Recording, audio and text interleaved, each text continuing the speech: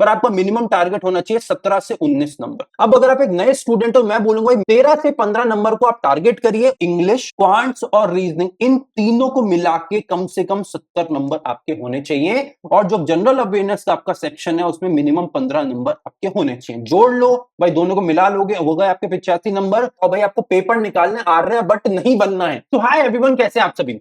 SBI PO या SBI clerk, भाई mains exam में सबसे बड़ी जो गले की घंटी सबकी बनी हुई है कि भैया जनरल अवेयरनेस सेक्शन को कैसे क्रैक करना है। अब इसमें दो कैटेगरी के अलग अलग स्टूडेंट है भाई। एक वो जो पहले से पढ़ते आ रहे हैं, अब उनको थोड़ा बहुत स्ट्रैटेजी का एक डायरेक्शन चाहिए, बाकी उनकी तैयारी बेसिक फाउंडेशन तैयारी हो चुकी है।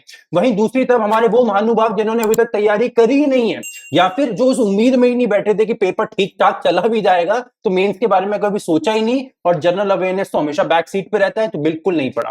तो दोनों कैटेगरी के स्टूडेंट्स की बात करेंगे। अब डाउट्स बहुत सारे होते हैं कि भैया पीडीएफ पढ़नी चाहिए या फिर वीडियो कोर्स करना चाहिए, भैया कितने मंथ्स का करना चाहिए, किन टॉपिक्स को ज्यादा समय देना चाहिए, किन को कम समय देना चाहिए, हर चीज के ऊपर बहुत डिटेल में बात करेंगे। ठीक है भाई, सबसे पहले बात कर लेते हैं उन स्टूडेंट्स के लिए जो ऑलरेडी थोड़ा बहुत पढ़ के आ रहे थे। तो भाई आपको क्या करना है, भाई आपको एक डायरेक्शन क्या राइट होना चाहिए।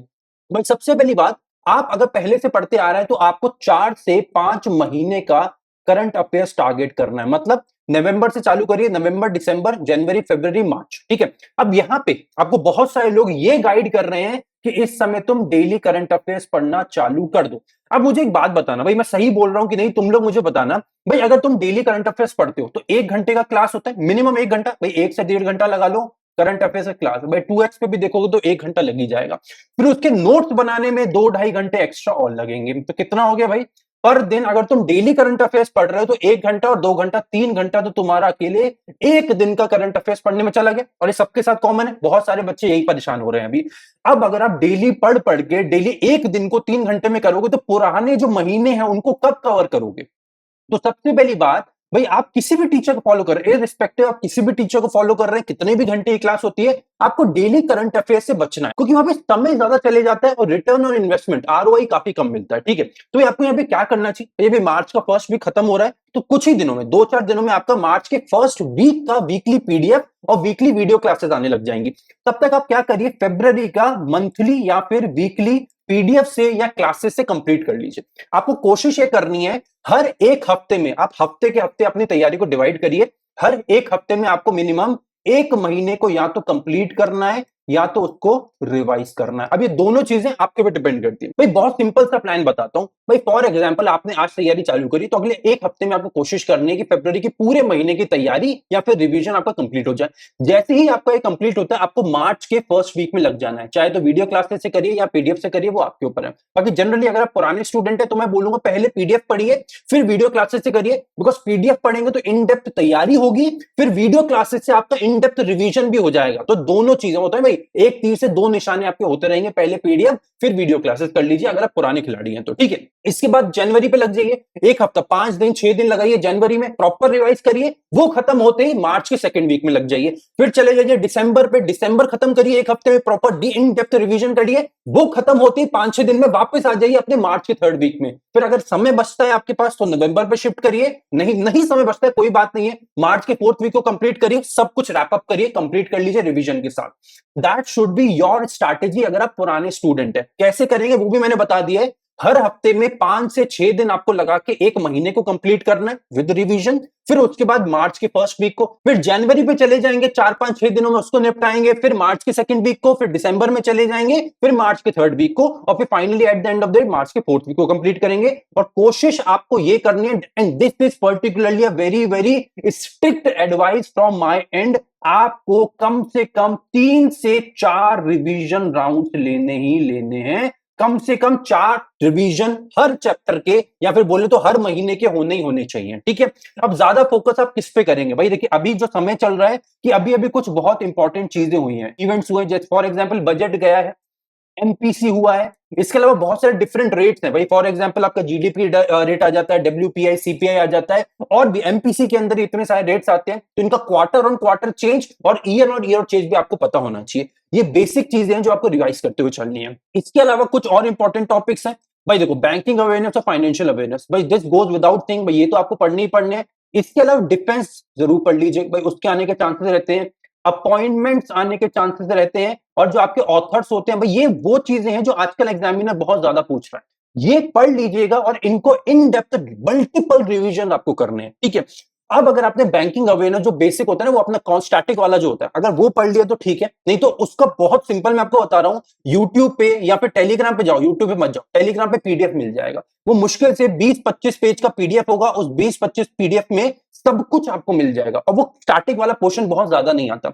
अब अगर आपको स्टैटिक नहीं पढ़ना है, तो जो करंट अफेयर्स में आपका बैंकिंग अवेयरनेस या फिर फाइनेंशियल अवेयरनेस में जो नॉमेनक्लेचर यूज होता है, जो वर्ड्स यूज होते हैं, उनको आपको पता होना चाहिए। भाई फॉर एग्जांपल मैं अभी आपसे पूछूं भाई ट्रेजरी बिल क्या होता है, और फिलहाल ट्रेजरी बिल का परसेंटेज कितना चल रहा है, तो आपके दिमाग में होना चाहिए भाई करंट अफेयर्स में तो इतना मैंने पढ़ रखा है, भाई ये आपको बेसिक पता होना चाहिए, ठीक है। भाई यहां तक हमने बात कर ली पुराने खिलाड़ियों की या पुराने चावल की। अब बात करते हैं नए स्टूडेंट जिन्होंने कुछ नहीं पढ़ा है, हम नील बट्टे सन्नाटा हैं। अब एकदम नए स्टूडेंट को क्या करना चाहिए?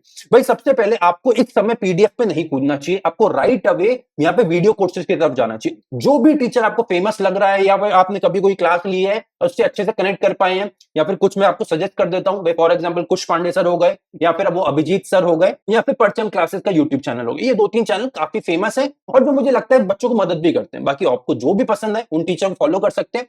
फोकस इस बात पे करिए कि आप उनकी मंथली क्लासेस को सबसे पहले कवर कर लें। जैसे for example monthly revision videos होते हैं, टॉप 5 एमसीक्यूज, टॉप 600 एमसीक्यूज, वो 600-500 एमसीक्यूज से करिए, बिकॉज अब आपके पास समय कम है और काम ज्यादा है। ये खत्म होते ही पहले आप वीडियो से करेंगे, और ये खत्म होते ही आप पीडीएफ से मूव करेंगे। मतलब यहां जल्दी जल्दी आपको काम करना है, और मैं बता रहा हूं मल्टीपल कैसे करोगे तुम रिवीजन के साथ। सबसे पहले वो जो टॉप 500 टॉप 600 वाले वीडियोस हैं वो पढ़ो, बट उसको विद नोट कवर करो। मतलब जब तुम वीडियोस देख रहे हो तो टीचर तुम्हें बताएगा भाई ये टॉपिक इंपॉर्टेंट है, इसके ये नोट डाउन कर लो, चीजें वहां पे नोट्स बनाओ, हर टॉपिक के नोट्स बनाओ। चाहे एक महीने के वो 500-600 कंप्लीट, मतलब 500-600 एमसीक्यूज बनाने में तुम्हें 3 से 4 दिन ही क्यों ना लग जाए, लगने दो, पर जो नोट्स हैं वो तुम्हारे बेहतर तरीके से बनने चाहिए। इसके बाद तुम मंथली पीडीएफ पे मूव करो। यहाँ पे मंथली पीडीएफ पे जब तुम आओगे, तुम्हें एक बात समझ आएगी कि वहां पे आते ही तुम्हें विदाउट मोटिवेशन खुद ब खुद तुम्हारा रिवीजन होने लग जाएगा, तुम्हें एक्स्ट्रा एफर्ट डालने की जरूरत नहीं पड़ेगी।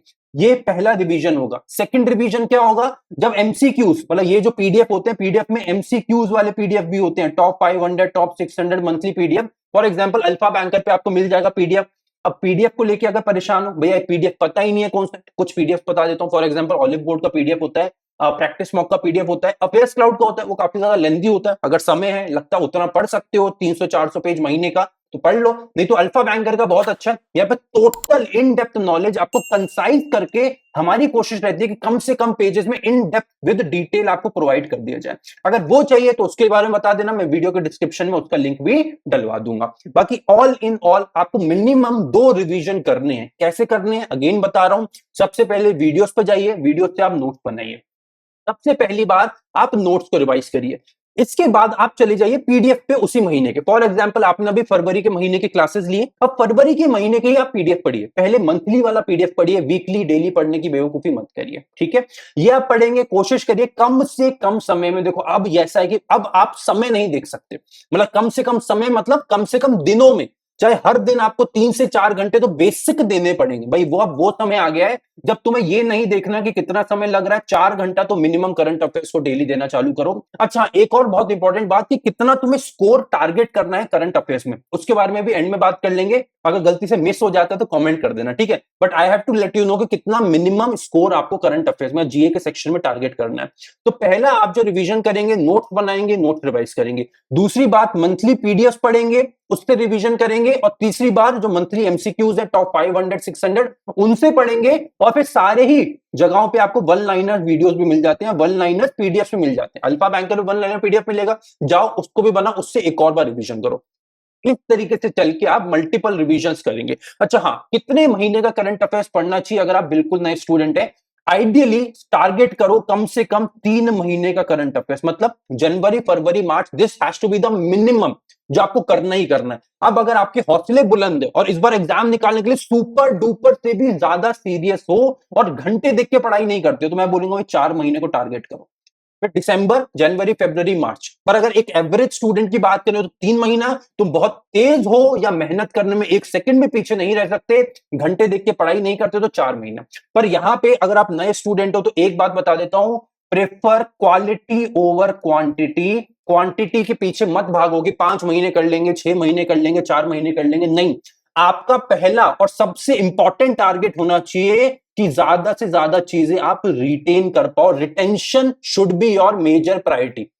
मतलब ऐसा नहीं होना चाहिए कि 5 महीने पढ़ लिया और एग्जाम में जाके बैठे तो 1 महीने का भी एक क्वेश्चन भी समझ नहीं आ रहा, सब देख के लग रहा है कि ये तो पढ़े हुए हैं पर आंसर नहीं समझ आ रहा। नहीं, कम पढ़ो, 3 महीना ही पढ़ो, फिर ऐसे डेडिकेशन से पढ़ो। मैं इसलिए बोल रहा हूं, देखो मैंने लिख के दिया है, नोट्स बनाओ और ऐसे डेडिकेशन से तैयारी करो कि eight the end of the day तुम्हें ये लगे कि हाँ, समय कम जरूर था पर मैंने अपना बेस्ट दिया।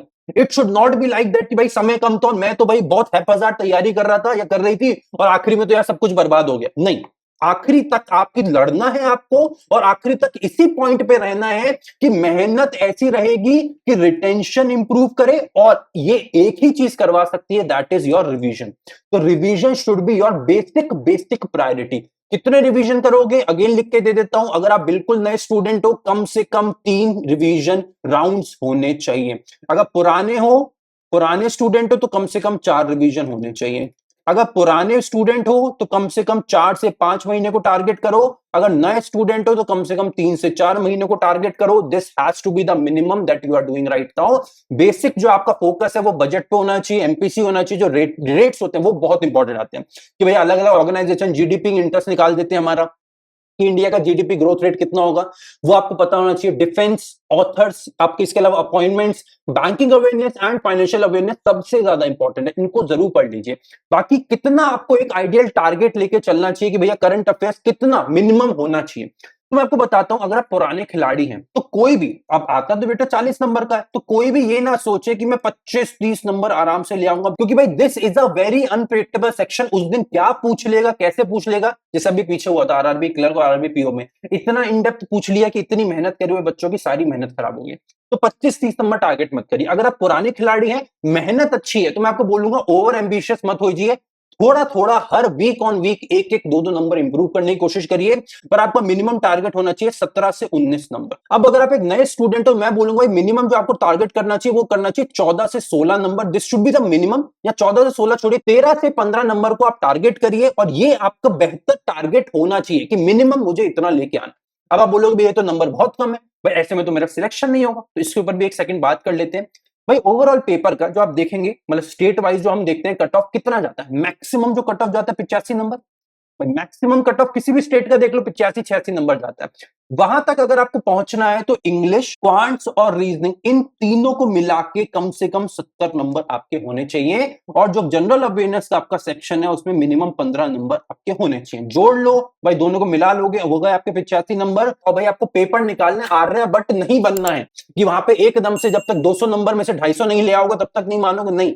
85 नंबर चाहिए। एक रियलिस्टिक टारगेट लेके चलो कि 90 तक मुझे पहुंचना है। तो 90 तक कैसे पहुंचोगे, जब ये जो 70 है इसको 2-3-4 नंबर ऐड करके 75 तक ले जाओ। ये जो 15 है इसको कम से कम 17, 18, 19 तक ले जाओ। तुम इतने शॉर्ट रेंज में चले जाओगे जहां पे 92-95 स्कोर आने लग जाएगा मॉक में, और यहां तुम 100% श्योरिटी के साथ बोल सकते हो मेरा मेंस एग्जाम निकल रहा है और सिलेक्शन की तरफ में जा रहा है। ठीक है भाई, यहां तक I have tried my best कि आपको जितनी इन डेप्थ नॉलेज दे सकता था दे दी, बिकॉज यहां पे आपको एक स्मार्ट अप्रोच लगानी पड़ेगी। यहां पे हार्ड वर्क से काम नहीं चलेगा। मिनिमम अगर आप नए स्टूडेंट हो तो मैंने आपको बता दिया भाई 4 से 5 घंटा करंट अफेयर्स को देना पड़ेगा। पुराने स्टूडेंट्स को पहले से ही पता है, 3-3.5 घंटे उनको ऑलरेडी लगी रहे होंगे। And this is the minimum requirement that is required out of you in current affair section.